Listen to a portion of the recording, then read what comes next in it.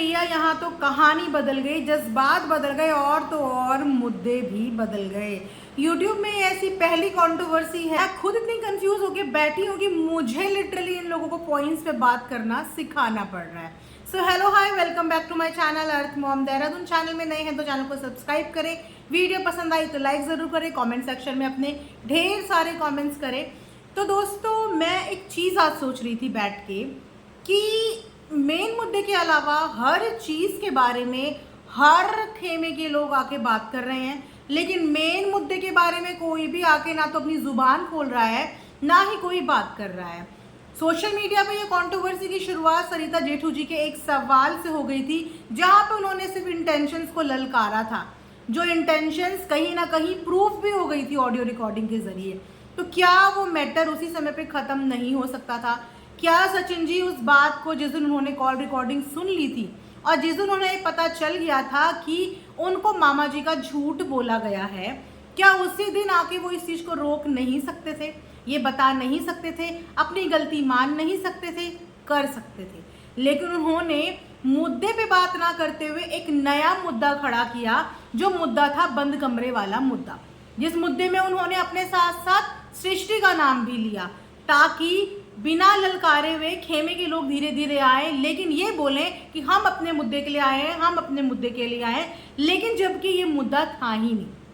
चलिए, कोई मुद्दा इन्होंने खड़ा भी कर दिया हो, लेकिन रोज इनके खेमे के या उनके खेमे के हर बंदा आ रहा है, लेकिन अपने अपने अलग अलग मुद्दों के साथ आ रहा है। तो आखिर में ये छुपन छुपाई का खेल चल क्या रहा है? क्या छुपाया जा रहा है, क्या बताया जा रहा है? ऑडियंस को इतना गुमराह और इतना बेवकूफ़ क्यों बनाया जा रहा है? मेन मुद्दे के अलावा बाकी सब चीज़ों के बारे में बात होती है। हर कोई बंदा अपना एक नया मुद्दा लेके आया है। एक अपना मुद्दा लेके आता है कि मेरे साथ भी बंद कमरे में ये चीज़ें हुई कि मुझे 15 दिन तक बीमार होना पड़ा, मैं रोते रोते डिप्रेशन में चली गई। एक अपना मुद्दा लेके आता है कि 5 औरतों के बीच में मेरी बेइज्जती हो गई, मुझे बाहर भगाया गया और उस दिन के बाद से हमारे रिश्ते खत्म हो गए। एक मुद्दा लेके आती है कि कमेंट सेक्शन में मेरे नाम के गंदे गंदे कमेंट्स रखे जा रहे हैं, वो अलग कम्युनिटी छापती हैं। तो इस समय पे मुद्दा सिर्फ एक है, लेकिन इस समय पे सब अपने अपने अलग अलग मुद्दों के लिए खड़े हो गए हैं, ताकि जब सरिता जेठू जी यहाँ तक भर जाए ना, यहाँ तक भर जाए वो, तो सब के सब उनके साथ झपट पड़े। उनका सिर्फ एक मुद्दा था, इशू वाली इंटेंशन, उसके अलावा बाकी सारे मुद्दे अलग अलग ब्लॉगर ने क्रिएट कर दिए हैं, और सिर्फ इस इंतज़ार में कि जब 8, 10, 15, 20 दिन जब भी वो लोग वीडियो लेके आते हैं, तो उनको उनकी बात स्पष्ट रूप से ना रखने दी जाए और सब के सब अपने अपने मुद्दे लेके उनके ऊपर हावी हो जाए और कहीं ना कहीं वो अपने मेन पॉइंट से डगमगा जाए। मुझे इन चीज़ों से यही लग रहा है, क्योंकि सचिन जी के सपोर्ट में एक इंसान नहीं उतरा, एक इंसान ने आके ये नहीं बोला कि सचिन सही है।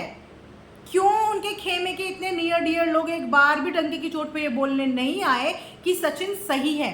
चलो, सचिन को मैं बोलती हूँ सही ना बोलते, कुछ लोगों के लिए तो सरिता और सचिन बराबर हैं, हालांकि उनका दिल जानता होगा और ऑफ कैमरा वो जानते होंगे कि कौन उनके लिए ऊपर और कौन उनके लिए नीचे है, बट फिलहाल उनके अकॉर्डिंग उनके लिए दोनों बराबर हैं। तो जब दोनों बराबर हैं तो दोनों के लिए ही आके बात करते, दोनों के लिए ही आके कम्युनिटी छापते। क्यों कमेंट सेक्शन में सिर्फ ये वाले कमेंट ज़्यादातर मैक्सिमम मिलेंगे, जहाँ पे सिर्फ ये बोला जा रहा है सचिन के लिए स्टैंड लीजिए, सचिन के लिए स्टैंड लीजिए, सचिन के स्टैंड लीजिए? क्यों? क्या लोगों को ये नहीं पता कि सचिन के अलावा सरिता भी तो म्यूचुअल फ्रेंड्स की फ्रेंड है? तो सरिता के लिए सपोर्ट के लिए बोलने वाले कॉमेंट्स कहाँ हैं? कहाँ है? क्या उनके लिए बोलने वाला कोई एक कॉमेंट भी नहीं है जो आके ये बोल रहा हो कि सरिता के लिए भी स्टैंड लो, सरिता का भी साथ दो?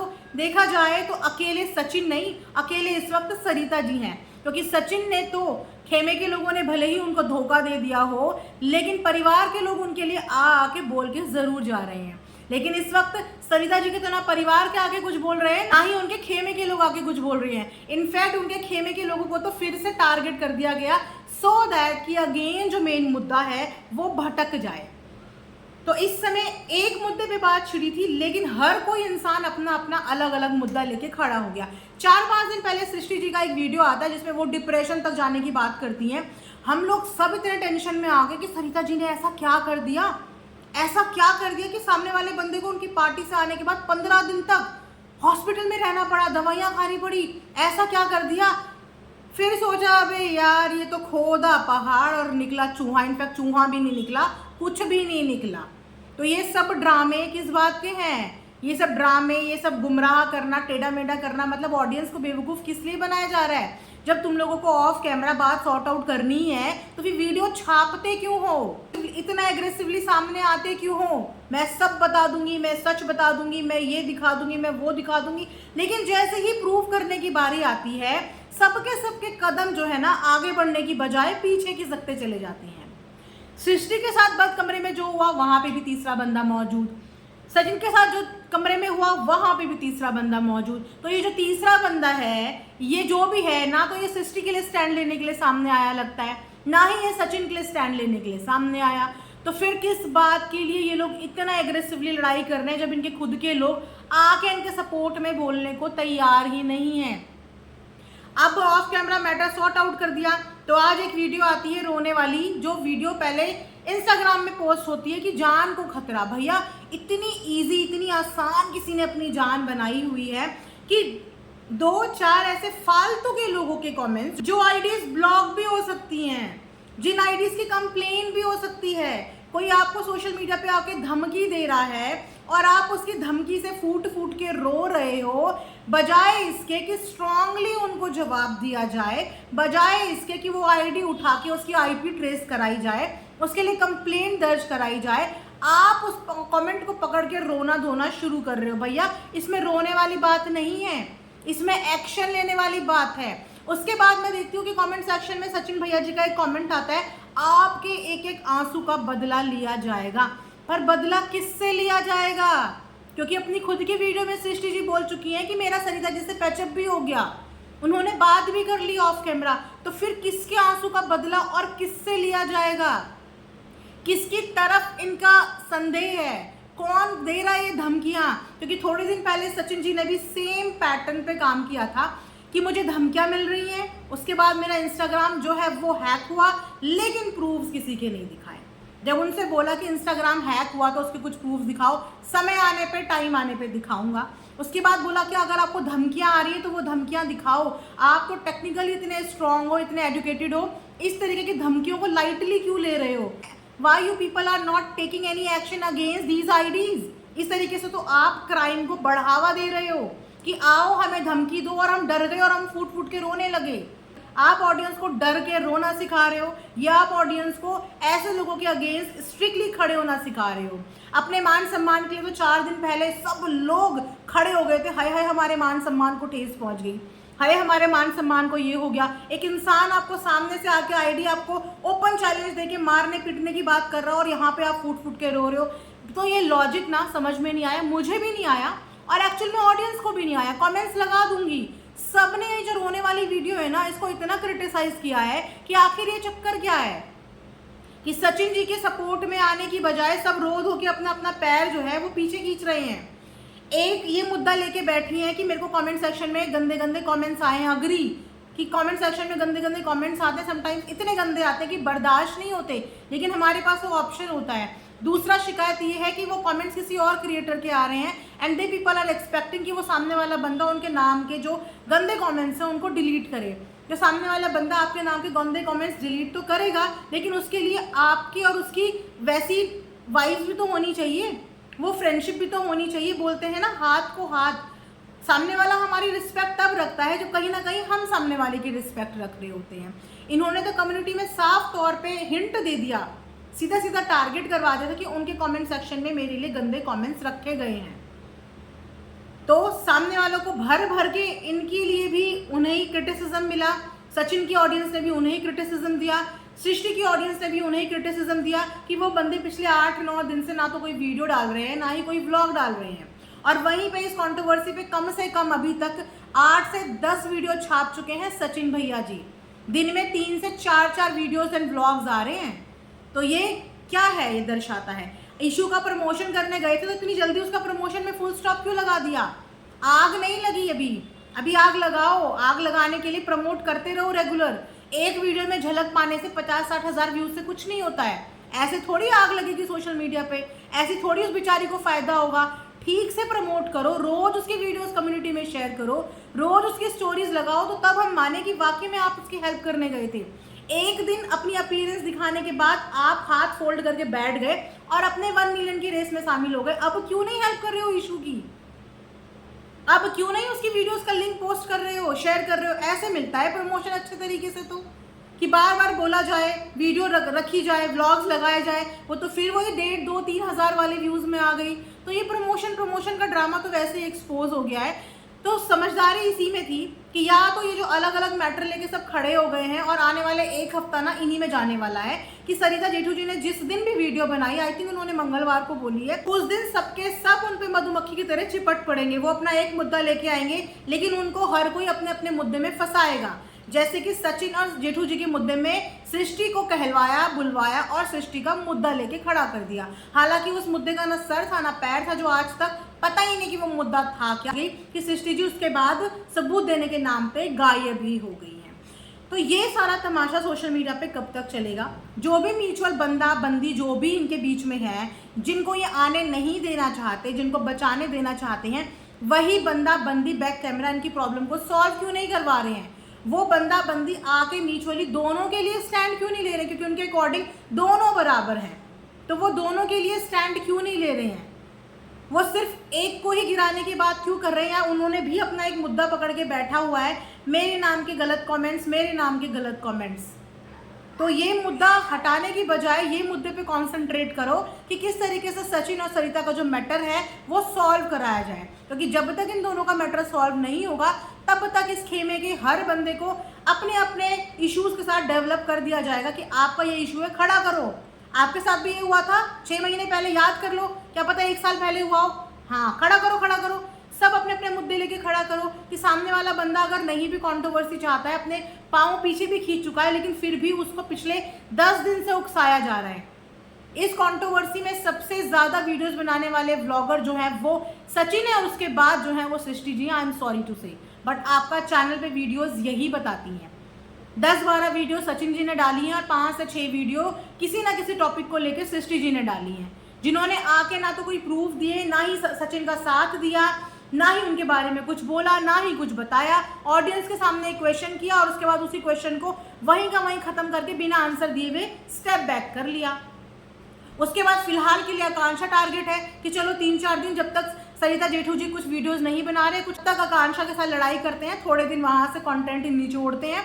उसके बाद फिर शुरू होगा, जब भी वो वीडियो बनाएंगे तब उनके साथ, और उसके बाद बाकी के सब लोग अपने अपने इश्यूज के साथ खड़े हो जाएंगे कि मेरे साथ भी ये हुआ, मेरे साथ भी वो हुआ। लेकिन इस समय बाकी सब के जो इश्यूज है ना, वो इतने से हैं छोटे, क्योंकि कहीं ना कहीं आप लोगों के सारे इश्यूज कनेक्टेड हैं सचिन और सरिता जी की कंट्रोवर्सी से। तो आप सब खेमे वालों का पहला रोल यही होना था कि अगर म्यूचुअल थे ना, तो म्यूचुअली दोनों का साथ देते, या दोनों में से किसी के लिए भी कोई साथ ना देते। और इतने अच्छे दोस्त थे ना, तो पीछे बैक कैमरा दोनों को सल्यूशन बताते कि इस कंट्रोवर्सी को एंड कर दो।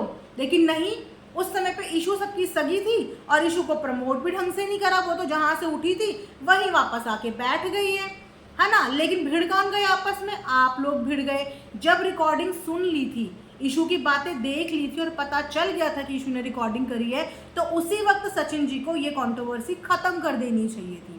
लेकिन उन्होंने अपनी नाक नीचे नहीं करनी है, क्योंकि वो झुकेंगे नहीं। लगता है पुष्पा मूवी से इतने ज़्यादा इंस्पायर हो गए हैं कि मैं झुकूंगा नहीं। तो भैया वो मूवी है, वो रियल लाइफ नहीं है, लेकिन आप लोगों की रियल लाइफ है। अगर गलती कहीं पे दिखे तो उस गलती पे झुक जाना चाहिए। कुछ नहीं होता, सिर्फ ये मैटर सॉर्ट आउट होता। लेकिन आपकी वजह से आज ये मैटर इतना गंदा और इतना गंदा बन गया है कि इस मैटर में जो लोग नहीं भी आना चाहते, आज वो लोग भी इन्वॉल्व होंगे, लेकिन अपने अपने इश्यूज के साथ होंगे। कोई आपका साथ देने नहीं आया, और मुझे लगता भी नहीं इन फ्यूचर कोई आपका साथ देने आने वाला है, क्योंकि सच क्या है, झूठ क्या है, गलत कौन है, सही कौन है, ये उनकी भी आत्मा जानती होगी, सच वो भी जानते होंगे। इसीलिए कोई फ्रंट फुट पे नहीं आ रहा है। तो मुझे लगता है कि इस समय जो म्यूचुअल बने हुए हैं, जो अपने अपने इश्यूज लेके अभी बैठे हैं पैक करके, कि समय आने पे ये छोटा नहीं, ये बड़ा हथियार है, इसको आज नहीं, मैं इसको बड़ी वाली लड़ाई में इस्तेमाल करूंगा। तो अपने अपने हथियारों को ना डाल दो और म्यूचुअली इन लोगों को ये चीज़ समझाओ कि सचिन जी जो गलती हुई उस गलती को मानो।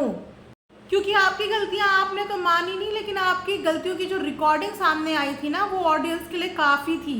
और उसी रिकॉर्डिंग के बाद से ऑडियंस का आपके प्रति नज़रिया चेंज हुआ, लेकिन वहाँ पे आपने अपनी गलतियां ना मानते हुए फिर भी इशू को सपोर्ट करा और सपोर्ट करते चले गए झूठ में। जबकि इशू ने आपकी रिकॉर्डिंग करी, वो रिकॉर्ड करके ट्रांसफ़र किया, ट्रांसफ़र से ट्रांसफ़र किया, पास ऑन और वहाँ पे सच्चाई पता चल गई। तो जिस दिन वो झूठी प्रूव हो गई थी, उसी दिन आपने आके सरिता जी के साथ पैचअप कर लेना था, अपनी मिस्टेक मान ली थी कि आप गलत चुंगल में फंस गए या फंसना चाहते थे या जो भी चीज़ थी, लेकिन आपने वो नहीं माना। लेकिन उसकी आड़ में आपने हर उस तीसरे बंदे का नाम ले लिया। आपने आरती का नाम ले लिया कि आरती ने वो रिकॉर्डिंग दी उन लोगों को, आपने सृष्टि का नाम ले लिया कि सृष्टि के साथ भी ये चीज़ें हुई, लेकिन अभी तक भी आपकी ज़ुबान से उस तीसरे बंदे का नाम नहीं निकला, ना ही सृष्टि की ज़ुबान से उस तीसरे बंदे का नाम निकला जो आप दोनों के बीच में म्यूचुअल थे। मतलब एक जने को बचाया, लेकिन बाकी सारी औरतों को आपने इस कचड़े में घसीट लिया। और तो और आकांक्षा को भी दोस्त, फ्रेंड, खेमा करते करते उसे उकसाते आज उसको भी लाके कंट्रोवर्सी में खड़ा कर दिया। तो मतलब आपने टोटल मिला के खेमे की 4 से 5 औरतों को तो लाके खड़ा कर दिया। तो फिर आप बचा किसको रहे हैं? अगर सारी औरतों की इज्जत बराबर है तो आपने बाकी लोगों की इज्जत का ख्याल क्यों नहीं किया? इज्जत तो सबकी बराबर है, चाहे वो कोई भी हो। हर औरत की इज्जत बराबर होती है ना। हर औरत को गाली पड़ी, हर औरत की बॉडी शेमिंग हुई, भिखारन क्या क्या नहीं बोला गया। कमेंट्स करने वालों पे लोग नाराज हो रहे हैं, यहाँ तो क्रिएटर खुद किसी को भिखारन बोल रहे हैं, किसी को तांत्रिक बोल रहे हैं, किसी की कुछ बोल रहे हैं, किसी को कुछ बोल रहे हैं। तो अननोन आईडी से क्या शिकायत करोगे, क्या शिकवे करोगे? उन ब्लॉगर से कभी बोला कि आपने ये भाषा का प्रयोग क्यों किया? अगर अपने लिए स्टैंड लेना चाहते हो एक औरत होने के नाते, तो दूसरी औरत की इज्जत भी तो करो, क्योंकि इज्जत तो सारी औरतों की समान है। किसी एक की इज्जत बचा सकते हो और बाकी औरतों की इज्जत दांव पे लगाई हुई है। उनकी कोई रिस्पेक्ट नहीं है, उनकी कोई फैमिली नहीं है, उनका कोई बच्चा नहीं है, उनका कोई परिवार नहीं है, बाकी सबकी इज्जत दांव पे। बाकी सब आके रो रहे हैं, लड़ रहे हैं, आपके लिए खड़े हुए फिर पीछे जा रहे हैं, आपकी वजह से सबके आपस में झगड़े हो रहे हैं, लेकिन उन लोगों की इज्जत की कोई परवाह नहीं है। तो बच कौन रहा है, छुप कौन रहा है? आई थिंक ये भी ऑडियंस को अब नजर आ रहा है। लेकिन वाकई में अब जब इतना बढ़ा ही दिया है तो अब तो सच जान के ही रहेंगे, और सच जानना हमारा हक है, क्योंकि हमने आप लोगों को देखा है, आप लोगों को व्यूज़ दिए हैं, आप लोगों से इंस्पायर हुए हैं, इंस्पिरेशन बनाया आप लोगों को, और आप लोगों ने एज एन ऑडियंस डिसअपॉइंट किया है। तो अब ऑडियंस तो सच जानना चाहती है कि हमें अब सच बताइए कि सच अब है क्या। और जब बाकी की औरतों की बेइज्जती हो ही गई है, उनकी इज्जत स्टेक पे लग गई है, तो फिर सबको सामने आना चाहिए। फिर ये छुपन छुपाई का गेम खत्म कर दो। अब मेरी हाथ जोड़ के ये रिक्वेस्ट है कि अब ये लड़ाई को और उलझाओ मत, और 50 लोग आके खड़े मत करो कि अपने अपने मुद्दों पे खड़े हो जाओ। सिर्फ मेन मुद्दे पे बात करो कि उस बंद कमरे में जो बेइज्जती हुई, उस बेइज्जती की पूरी कहानी यानी कि A to Z स्टोरी क्या है, हमें ये जानना है। और हम ये जानने का हक रखते हैं, क्योंकि हम नहीं चाहते कि जाने अनजाने हम किसी गलत इंसान को सही समझ लें या किसी सही इंसान को हम गलत समझ लें। अगर ऐसा कभी भी होगा और मुझे ऐसा लगेगा कि मैंने गलती कर दी, तो मैं यहाँ पे पब्लिकली माफ़ी मांगूंगी अपनी गलती की, क्योंकि मैं कभी नहीं चाहती कि किसी भी चीज़ की वजह से मुझे कल को ये फील हो कि मैंने गलत इंसान को साथ दे दिया या मैंने एक सही इंसान को गलत बोल दिया। लेकिन उसके लिए पहले आप अपने आप को सही तो प्रूव करोगे, या बिना प्रूफ करे हुए आप ये सोच रहे हो कि ब्लाइंडली बिना देखे बिना सुने बस हाँ और वर्बल बातों में विश्वास करो। तो वर्बल बातों में विश्वास का दौर भी खत्म हो गया एंड आप वो विश्वास गंवा भी चुके हैं। तो इस वक्त हम खुद भी चाहते हैं कि गलती से भी ऐसा ना हो कि कोई बेगुनाह जो है वो डिफेम हो जाए और जो गुनहगार है वो अच्छा नकाब पहन के दुनिया को बेवकूफ़ और गुमराह करता रहे। आई रिक्वेस्ट कि जल्दी से जल्दी इस कंट्रोवर्सी का दी एंड करा जाए with solid proofs and with full of transparency. तो ये था मेरा आज का एक reaction. Thanks for watching earth mom Dehradun.